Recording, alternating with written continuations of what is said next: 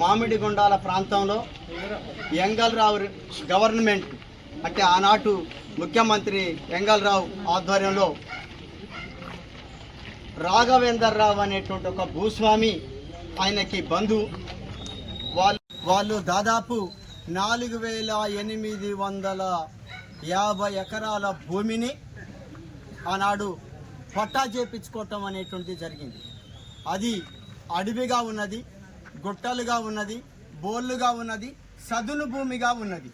ఆ భూమిని పట్టా చేపించుకున్న తర్వాత ఆదివాసీలు, గిరిజనులు, ప్రజలు దేశవ్యాప్తంగా రాష్ట్ర వ్యాప్తంగా ఉద్యమాల ఫలితంగా సీలింగ్ అనేటువంటి దాన్ని తీశారు.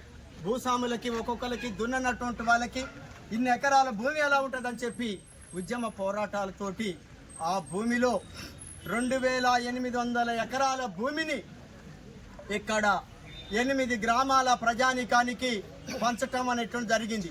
మేడుకుంట, చేపలవారి గుంపు, బోటి గుంపు, మామిడిగుండాల, రాజ్యతండ, సువర్ణపురం, తర్వాత ధనియాలపాడులో ఉండేటువంటి 2 తండాలు ఈ గ్రామాలకి ఈ భూమిని పంపకం చేశారు. 2,800 ఎకరాలు. ఈ భూమిని పంపకం చేయటం అంటే భూమి కాదు, మీకు పట్టాలు ఇస్తున్నాం అని చెప్పి రైతులకి పట్టాలు ఇచ్చారు. కానీ రైతుకి ఎక్కడ భూమి ఉన్నదో ఆ భూమిని ఈ రోజు వరకు కూడా ఇది నీ భూమి అని చెప్పి చూపెట్టలేదు. ఆ స్థితిలో సిపిఎంఎల్ న్యూ డెమోక్రసీ ఆధ్వర్యంలో అది దట్టమైన అడవిగా ఉన్నటువంటి ఒక దశలో ఈ భూమిని నరుక్కోండి గిరిజనులారా, ఆదివాసీలారా అని చెప్పి ఆ భూమిని న్యూ డెమోక్రసీ పార్టీ నరికిచ్చింది. నరికిచ్చిన తర్వాత తిరిగి ఆ భూమిని దొరలు ఆనాటి నుంచి 40 సంవత్సరాల నుంచి ఇప్పటి వరకు 1 సంవత్సరం ఆగితే మరొక సంవత్సరం ఇది నా భూమి అని చెప్పి వస్తాడు. ఇది నాది, నేనే దున్నుకుంటాననేటువంటిది అంటాడు.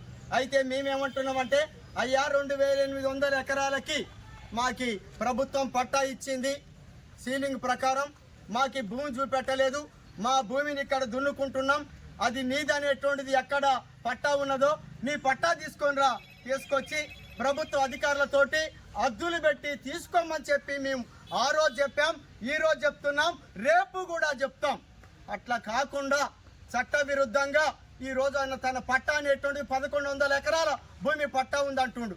ఎక్కడున్నది, ఏ ప్రాంతంలో ఉన్నది, అది ఏ సర్వే నెంబర్ భూమో రమ్మనమైనట్టు చెప్పి అడిగితే ఈ రోజు వరకు ప్రభుత్వ అధికారులు, కలెక్టర్ రాలే, ఎంఆర్ఓ రాలే, ఆర్డీఓ రాలే. ఈ 40 సంవత్సరాలల్లా ఇక్కడ వాళ్ళ భూమి ఎక్కడుందో చూపెట్టలేదు. కానీ వాళ్ళు వచ్చి ఆ భూమిని ఆక్రమించడానికి ప్రయత్నిస్తున్నారు. ఎందుకంటే ఆ భూమిలో లాటరైట్ ఏర్పడ్డది, డోలమైట్ ఉన్నది, విలువైనటువంటి కొన్ని లక్షల కోట్ల రూపాయల ఖనిజ సంపద అక్కడ ఉండటం అనేటువంటిది జరిగింది.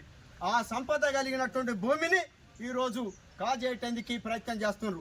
వారం రోజుల నుంచి అత్యంత ఆధునికమైనటువంటి పొక్లీలు ఏవైతున్నాయో యంత్రాలని తీసుకొచ్చి భూముల్ని మొత్తం ట్రంచులు కొడుతున్నారు.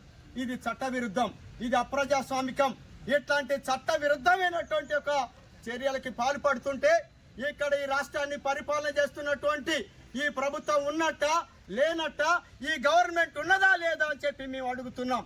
చట్ట విరుద్ధంగా ఆదివాసీ గిరిజనులకి సీలింగ్ పట్టాలు ఉన్నటువంటి భూమిని ఆక్రమించడం అంటే చట్టాన్ని ఉల్లంఘించడమే.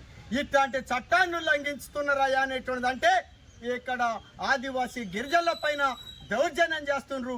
కేసులు పెట్టి అరెస్టులు చేపించేటువంటి ప్రయత్నం భూస్వాములు అనేటువంటి వాళ్ళు కొంతమంది ఆ పనికి పూనుకున్నారు.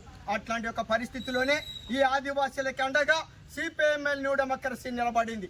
అట్లాగే ఆదివాసీ ప్రాంతంలో ఉండేటువంటి అందరి గిరిజనులని మొత్తం టోటల్గా ఐక్యం చేసి మామిడిగుండాల పోడు భూముల కమిటీ ఆధ్వర్యంలో ఈరోజు అక్కడ ఉండేటువంటి భూ పోరాట కమిటీ నాయకత్వంలో ఈ ర్యాలీ నిర్వహించాం. మేము ఏం చేస్తున్నాం అంటే డిమాండ్ ఎంఆర్ఓ గారిని కానీ ప్రభుత్వాన్ని కానీ, అయ్యా మాకు సీలింగ్ ఇచ్చావు, సీలింగ్ కింద భూములు ఇచ్చావు, ఒక కుటుంబానికి 5 ఎకరాలు పట్టా ఇచ్చావు, ఆ భూమి ఎక్కడ ఉందో చూపెట్టు.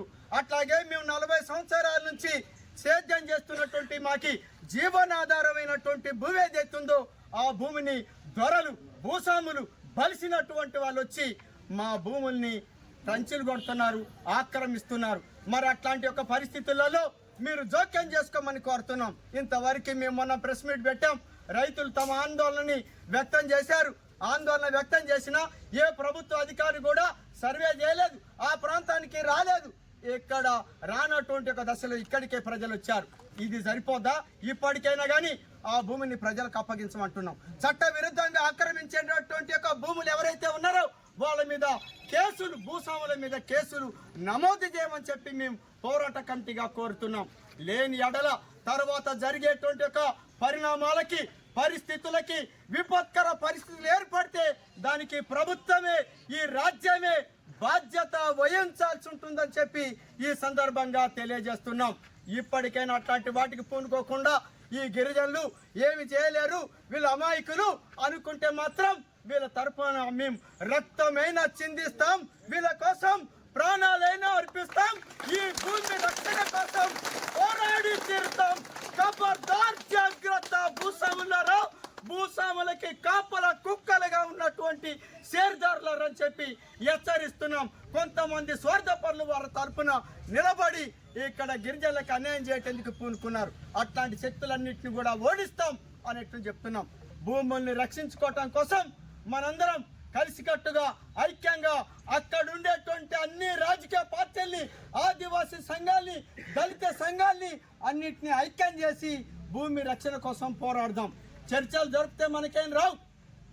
భూస్వాములు మన దగ్గరికి చర్చలకి రాలే, మన భూమిని ఆక్రమించడానికి వచ్చారు. చర్చలు పోతే మన సమస్య పరిష్కారం కాదు. మన హక్కున్నది. మన హక్కు ప్రకారం, మనకిచ్చినటువంటి కాగితం ప్రకారం, సీలింగ్ పట్టా ప్రకారం మనం కొట్లాడుతున్నాం. అట్లా ఎవరు